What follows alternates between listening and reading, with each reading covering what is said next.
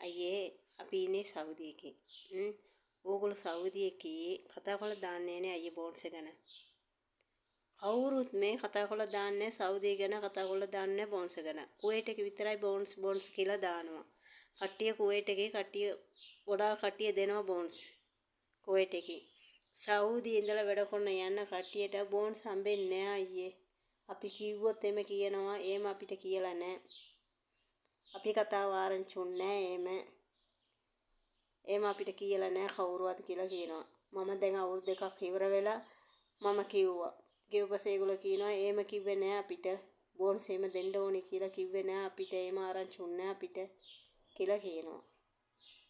මේ ගොඩාක් කට්ටිය සෞදි ඉන්න කට්ටියට කාට වුණත් බෝන්ස් හම්බෙන්නේ නැහැ අයියේ. පව්.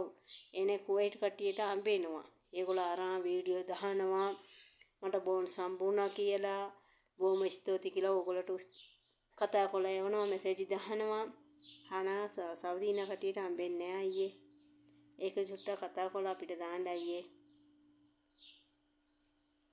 ලංකාවේ දැන් ලංකාවේ ඉඳලා එන්න කට්ටියට බෝන්ස් දෙන්න ඕනේ කියලා ඕගොල්ලෝ ඔක්කොම කරනවා.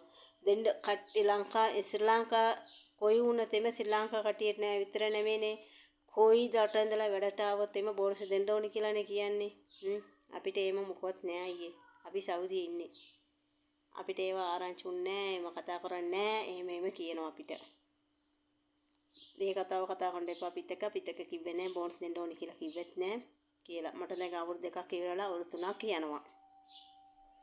මම කතා කරුවා. මඩත් එක්ක කතා කරුවා. මඩ කියනවා නෑ එපා අපිට එහෙම කවුරුවත් කිව්වේ නෑ කියලා කියනවා. ඒක චුට්ටක් බලලා අපිට මේ සෞදි ගැන කතා කරලා දාන්න අයියේ බෝන්ස් ගැන. ඔයාලට පින් සිද්ධ වෙයි.